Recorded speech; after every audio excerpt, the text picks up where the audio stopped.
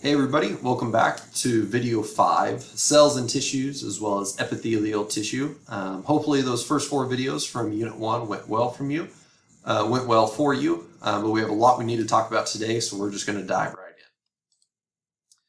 First thing we're going to talk about is cell differentiation. Now this slide and the next are primarily for those of you that are planning on going into some sort of high-level cell biology, genetic sort of field, but I did want to mention it on the chance that I end up turning this class into some sort of college level or college credit class. So stem cells are going to be cells that are very, very plain. They're very generic, and what they can do is divide and specialize into other cells. There's many, many types of cells. Not all cells are the same. You're going to start with stem cells that are then going to divide and differentiate or change into more special, more certain types of cells. There's several different types of categories that stem cells can be.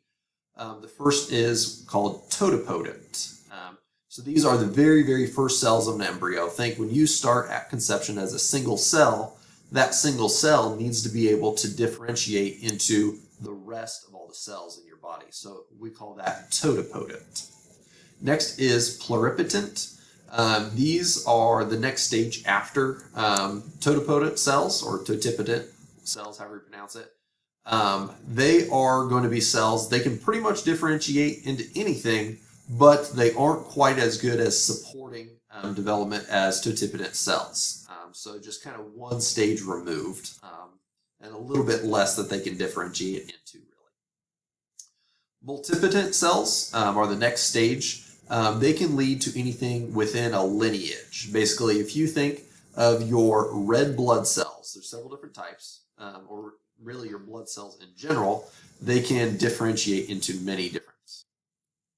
So you can think of these kind of like ancestors that eventually lead to the rest of your cells. So you might have an ancestral blood cell that eventually its offspring, if you will, become red blood cells or white blood cells. Oligopotent, these can differentiate into a few cell types. So for example, your white blood cells, there's several different types of white blood cells. So they might be very specific in the lineage, only be able to differentiate into your white blood cells, just very few cell types. Finally, you have your unipotent cells coming next. They can only reproduce cells like themselves. So you think your skin cells are constantly dividing and forming new skin cells. They cannot differentiate any further, or they cannot go backwards. So you can see here an example of a cell line starting from a multipotent stem cell all the way up here, how it is the ancestor of all these different types of cells that can come from it. Your macrophages, dendritic cells, these are really like your white blood cell kind of types. Other things, your thrombocytes, like these are going to be your platelets, some other white blood cells here, natural killer, B and T cells, all coming from this original stem cell. Next up, we'll talk about tissues. Tissues are going to be a group of cells that all have a common origin. So that's why we talked about differentiation before, is all these cells need to have a common origin. Basically, they are moving, they are progressing and differentiating towards a certain tissue type. If you're somebody that goes into studying tissues, you are studying histology, and a lot of the difference between my class between my class and a college class is the study of histology. We really don't talk about it a whole lot in the high school level. There's 4 different types of tissue. You have epithelial, you have connective, muscle, and then nervous tissue. So not quilted northern, not Kleenex, not puffs. You have those 4 tissue types. Epithelial tissues, we're going to talk about all this unit. They are special because they cover and line the body. So your skin, basically this entire unit's about skin, covers your body. You also have a lot of tissue inside you that creates coverings, creates cavities. Connective tissue sounds just like it's called. It's going to be used to connect different things. Muscle tissue, many of you are probably familiar with. It's all your skeletal muscles, but also some things like your organs. Your heart is made of a special muscle type. And then your nervous tissue, that's going to be your brain as well as your nerves. And you can see muscle and nervous tissue both are excitable. We'll talk about what that means later on this semester. Tissues can come from one of three layers as you're developing from just after conception. It can come from the ectoderm, ecto meaning outer, mesoderm, meso meaning middle, and then endoderm, meaning endo meaning the most innermost when the embryo is developing. Most of your nervous system comes from the ectoderm.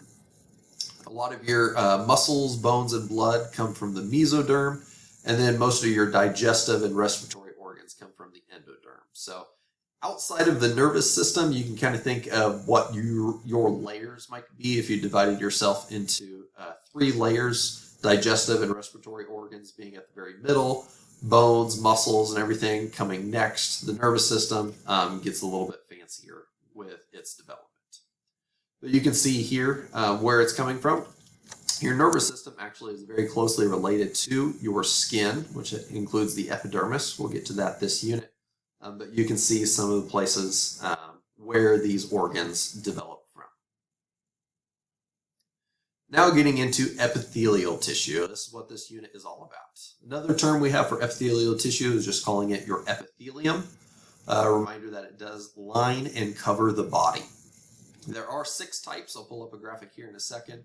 But they can form 3 membranes. One is the mucous membranes. Those are going to be anything that is exposed to the environment. So you think your digestive tract is actually a tube all the way through the middle of you, exposed to the food that you eat, exposed to the environment. So that's going to be lined with a mucous membrane.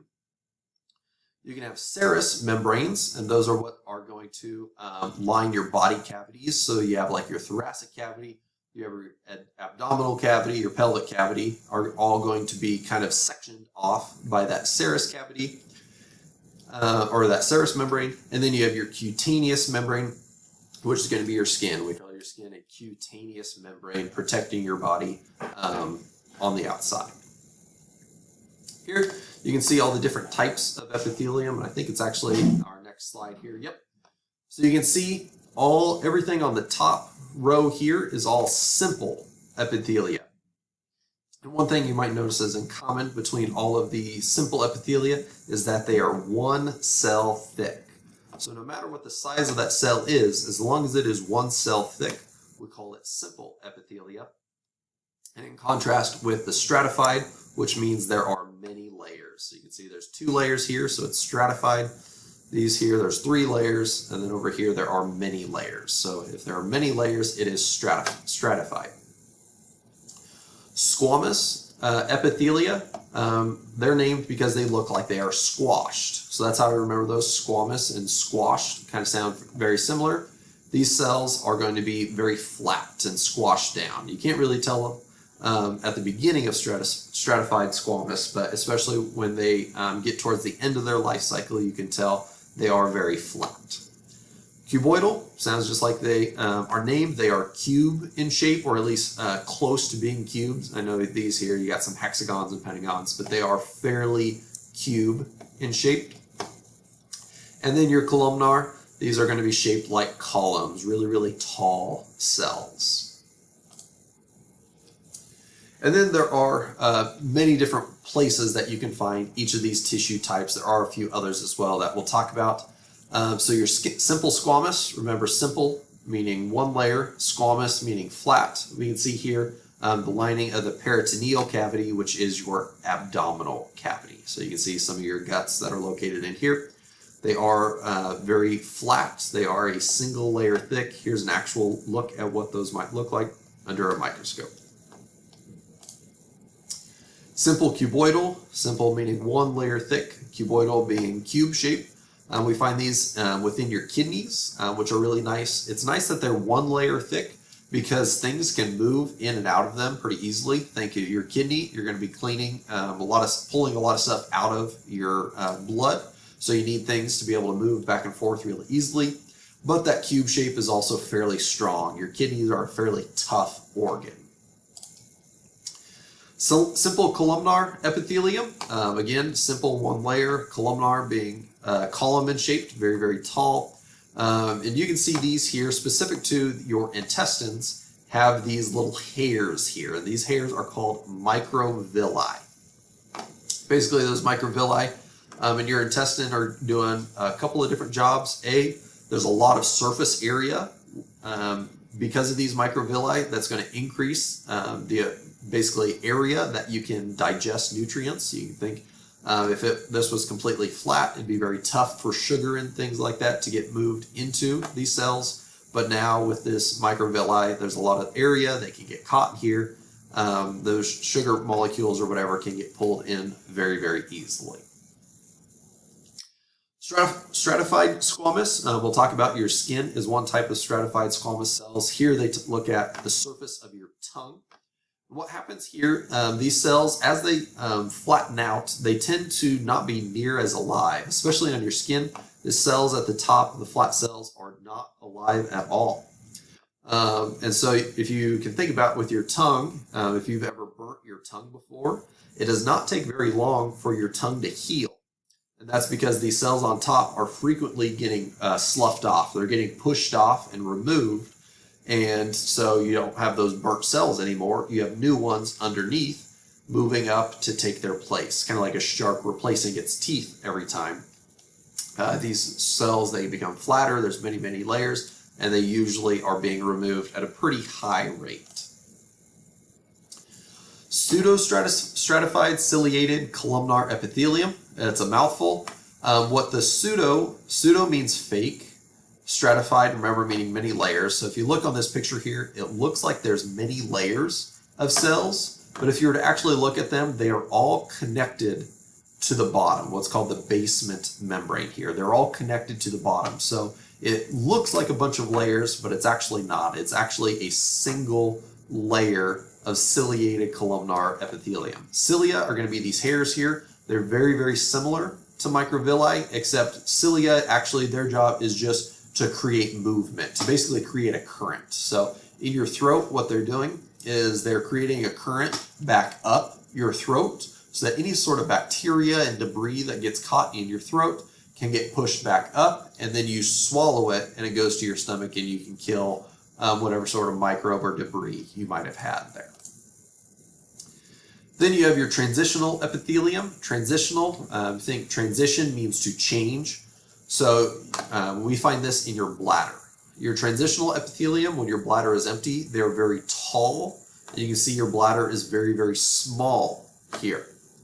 You can see they're all bunched up here. They're very relaxed. But when you have a full bladder, these cells will change their shape and become very, very elongated. You can see in this artist depiction here. They become very, very long and wide. And what happens is your bladder goes from being very small and not a lot of space in, but to being able to stretch and hold a lot of liquid for that full bladder. All because these cells are transitional epithelium. They have the ability to change in the shape that they have. Okay, so that was a very, very quick run through of cell differentiation, tissues, as well as epithelial tissue. Please ask questions, post on the updates page if you need help with something, because basically I have 1 minute left on this and I needed to use every second I could. So once again, if you have questions, let me know. Don't forget there is not a quiz over this video, so you get to take tonight off now.